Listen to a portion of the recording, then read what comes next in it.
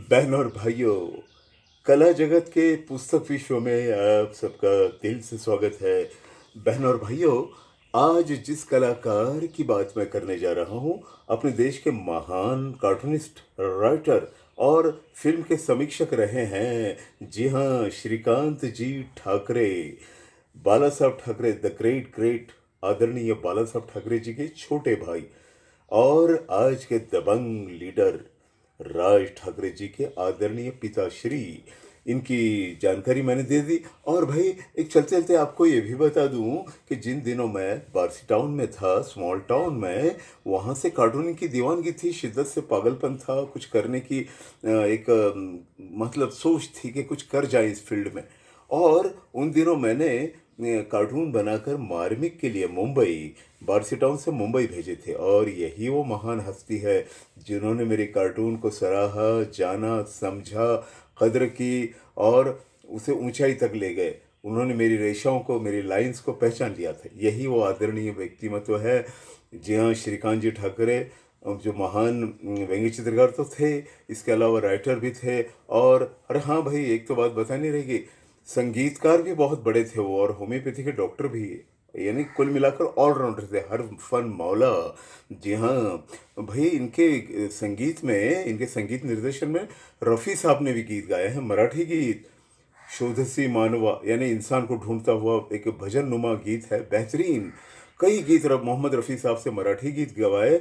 इसके अलावा लता मंगेशकर, आशा भोसले और नामी ग्रामी शोभा गुरटू जैसे क्लासिकल सिंगर से भी इन्होंने गवाए हैं गीत। अपने दुनिया के, संगीत की दुनिया के बहुत बड़ी हस्ती रहे हैं।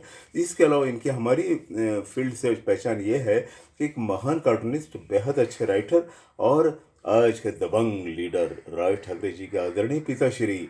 जी हाँ, और ग्रेट ग्रेट आदरणीय बाला साहब ठाकरे जी के छोटे भाई। देखिएगा, उनका सिग्नेचर भी आपको यहाँ दिखाई देगा, श्रीकांत जी ठाकरे, श्रीकांत ठाकरे। जी हाँ। और बहनों और भाइयों, ये पुस्तक, ये बुक जो है, ये मराठी में है। जी हाँ, मराठी में है, जिसका टाइटल है जसं घडलं तसं। इसका मतलब होता है जैसे बीता उस तरह से, पूरा सच्चाई के साथ, जैसे बीता उसी अंदाज में। बेहतरीन किताब है, बहुत अच्छा बुक है। चिनार पब्लिकेशन का ये अनमोल नजराना। बहनों और भाइयों, हम सब के लिए, हर सभी कार्टूनिस्ट ने, जी हाँ, जितने भी कार्टूनिस्ट हैं, तमाम लोगों ने ये बेहतरीन किताब अपने कलेक्शन में रखनी ही चाहिए, होनी ही चाहिए। मैं आपको बता दूं, इसमें इस एक से बढ़कर एक बेहतरीन फोटोग्राफ्स भी हैं। देखिए, लता जी के साथ श्रीकांत जी ठाकरे, जी हाँ, उन्हीं का पोर्ट्रेट श्रीकांत जी ठाकरे ने बनाया था। बहुत अच्छे रियलिस्टिक आर्टिस्ट भी रहे हैं, तभी तो बेहतरीन कार्टूनिस्ट थे। जो इंसान रियलिस्टिक अच्छा जानता है, वो बहुत अच्छा कार्टून निगारी कर सकता है। बहरहाल, ये देखिएगा, मोहम्मद रफ़ी साहब का भी उन्होंने एक चित्र बनाया था, पोर्ट्रेट, और उन्हीं को भेज दी थी। इतना ही नहीं, उनके संगीत निर्देशन में गीत भी गाए थे। ये हो गया संगीतकार का परिचय। आशा भोसले साहब नज़र आ रही हैं, आशा भोसले साहिबा नज़र आ रही हैं।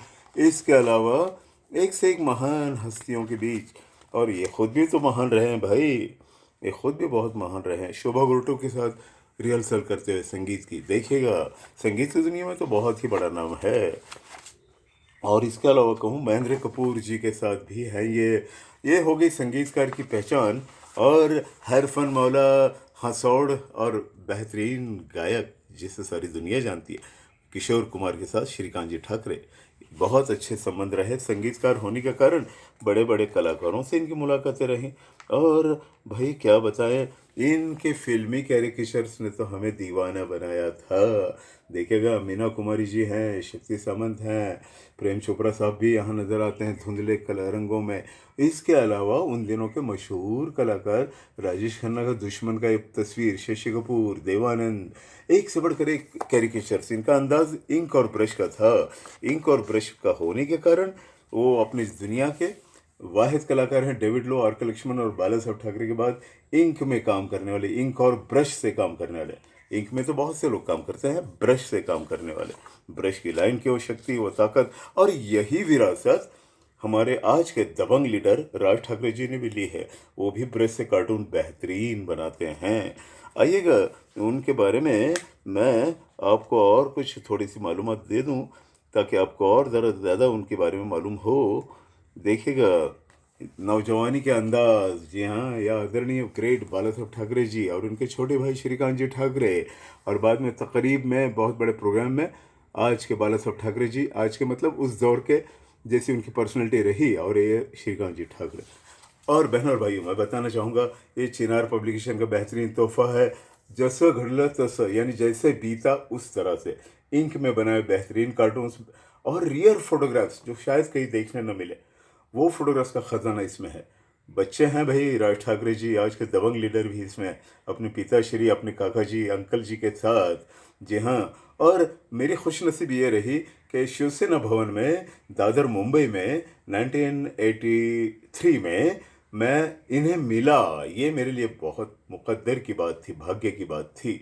बड़े प्यार से मिले, गले लगाया, आशीर्वाद दिया, कहा बहुत अच्छी लाइनें आपकी, आप करते रहिए, आगे बढ़िए। अभी इतने बड़े महापुरुष का आशीर्वाद मिला हो तो मंजिलें तो खैर मिलनी थी और मेहनत भी करनी ही थी।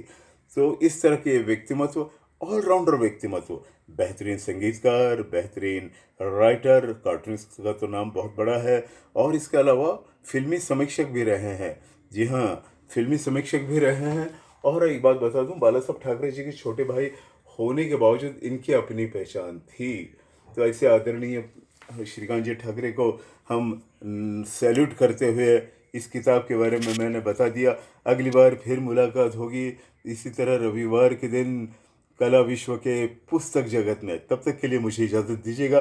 फिर मिलेंगे कई यादों के संग, कई बातों के संग। फिर मिलते हैं। Bye bye.